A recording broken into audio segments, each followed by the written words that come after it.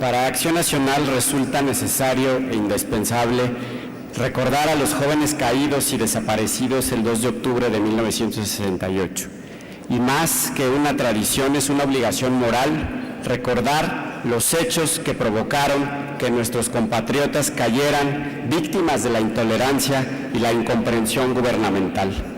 y que ha dejado una marca en la historia y que a pesar del paso de los años sigue presente en la mente de muchos mexicanos. Sin duda, es de reconocerse la valentía con la que lucharon por defender sus derechos y su forma de pensar,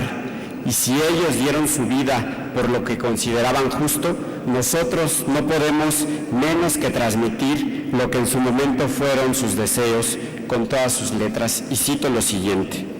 el fin que persigue nuestro movimiento es llegar a un estado de justicia y legalidad, en el cual cese completamente toda agresión y se respeten realmente los derechos y libertades que amparan nuestra Constitución. Cierro cita. Su movimiento en pro de las libertades democráticas y constitucionales tenía como principal objetivo lograr que la patria fuera un patrimonio de todos y no solo de una pequeña minoría beneficiada por el sistema político y económico antidemocrático existente en la época. Ello implicaba que se respetaran las garantías individuales y los derechos sociales contenidos en la Constitución, y se luchaba por una mejor distribución de la riqueza y la generación de mayores y mejores oportunidades para todos, en particular de los jóvenes. Se hace evidente que las demandas del 68 no surgieron espontáneamente, sino que formaron parte de un proceso histórico que tiene que ver con los movimientos estudiantiles que se suscitaron a lo largo del mundo. En diversas ocasiones, nuestros jóvenes caídos señalaban que México estaba gobernado por un régimen profundamente antipopular y antidemocrático. El gobierno, encabezado por el represor Gustavo Díaz Ordaz, se convirtió en un enemigo de la juventud y principalmente de los estudiantes, ya que en este régimen fue capaz de violar la dignidad de la persona humana y sobre todo también de la autonomía universitaria, convirtiéndose en el gobierno que más represión generó contra la juventud y los ciudadanos.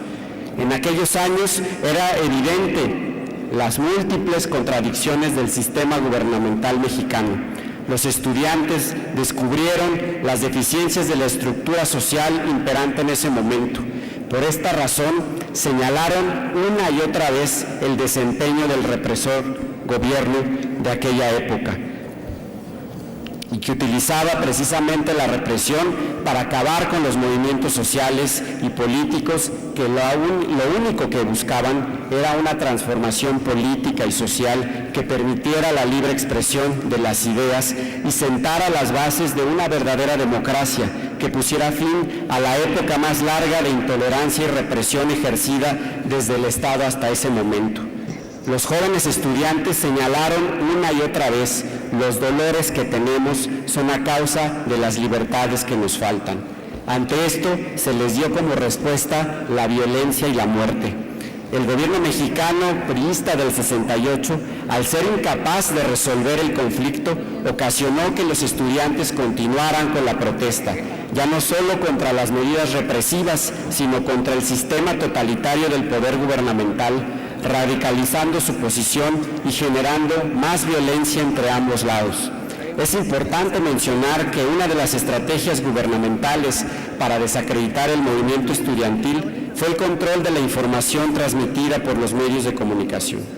La cobertura informativa fue cercada por el Estado, por el gobierno represor, e impidió que se pudiera manejar la información real que denotaba cuál era la situación que vivían los jóvenes de la época.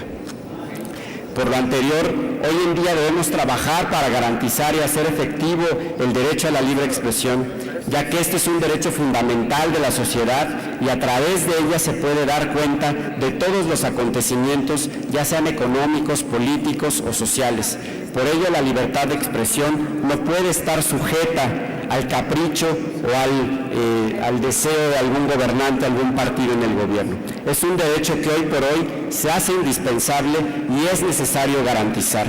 Es por ello que Acción Nacional buscó y contribuyó y apoyó la reciente reforma en materia de telecomunicaciones, que busca no solo mejores tarifas, mayor competitividad y más oferta para los ciudadanos, sino también garantizar la libertad de expresión y el derecho de los ciudadanos a ser informados, contribuyendo así al fortalecimiento de la incipiente e inacabada democracia mexicana. La libertad de expresión es un derecho inalienable y es por ello que condenamos los actos violentos en contra también de quienes se dedican a informar a diario, que son los reporteros y reporteras, quienes han sido objeto de agresiones físicas, también por supuesto de las familias, de las mujeres y de los jóvenes, de los niños, que se han visto objeto de actos violentos por grupos radicales y en algunos lugares del país por la delincuencia organizada.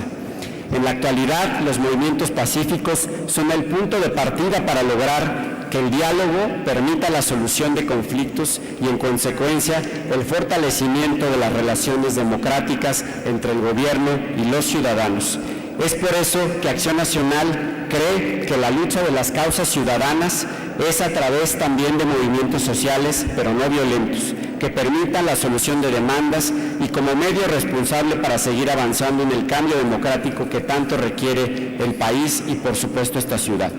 Actualmente la juventud mexicana tiene reclamos más particulares y acordes a su realidad nacional, como son mejor acceso a los niveles superiores de educación, mejores oportunidades laborales,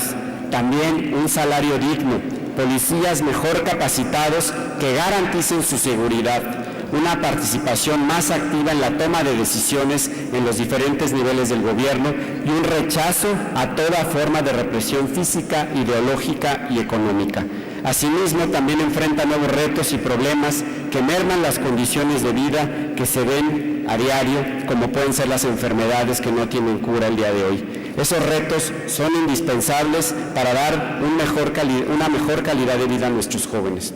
También quiero reconocer, y para el PAN es necesario referir a personajes memorables que deben ser recordados en la historia de nuestro país. Y es el caso de Raúl Álvarez Garín, quien fuera un líder estudiantil del Instituto Politécnico Nacional y uno de los grandes dirigentes del movimiento del 68, y quien hace unos días falleció, por lo que es necesario y es oportuno hacer un reconocimiento por su destacada trayectoria y contribución a la lucha democratizadora de los jóvenes de 1968. No puedo dejar de recordar también a Manuel Gómez Morín, quien decidió arriesgar su vida, quien decidió de manera determinante salvar la vida de estudiantes presos en Lecumberri a raíz de los trágicos sucesos del 68, para que pudieran salir del puño del tirano Gustavo Díaz Ordaz. Así también es importante recordar su trayectoria, su paso por la Universidad Nacional y la lucha por la conquista de la autonomía universitaria. No puedo dejar de recordar también que este movimiento sentó las bases de muchos actos pacíficos. En contraste con lo acontecido el 2 de octubre, me quiero referir a la lucha pacífica de Gandhi y de Juan Pablo II, quienes eran brillantes pensadores estratégicos e importantes líderes morales y quienes son figuras reconocidas de los movimientos no violentos. El impacto de la ideología de la no violencia se ha dado primordialmente a través de la figura de Gandhi, máximo representante de la no violencia activa. Gandhi vivía la no violencia a través de su actuar político, tomando elementos en un lugar y en otro, acrecentando sus pensamientos y sus herramientas de lucha basados en una transformación personal que, llegando a las masas, podría llegar a crear una transformación política y democrática. Y nos decía lo siguiente: si quieres hacer la paz, con tu enemigo tienes que trabajar, entonces se convertirá en tu compañero. También Juan Pablo II dejó un mensaje importante y necesario para construir la paz.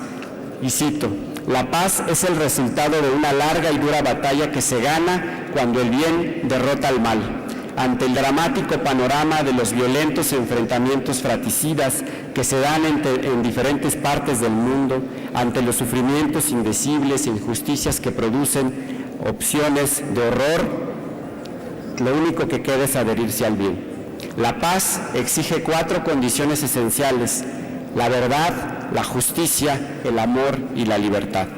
El aporte al pensamiento de la no violencia por parte de estos destacados pacifistas ha permitido también darle un giro a la insurrección, a la búsqueda de la igualdad social y a la defensa de los derechos humanos, basándose en el hecho de que en México se necesita, por un lado, retomar los caminos de la lucha social, pero con un tipo diferente de armas. Por otro lado, mantener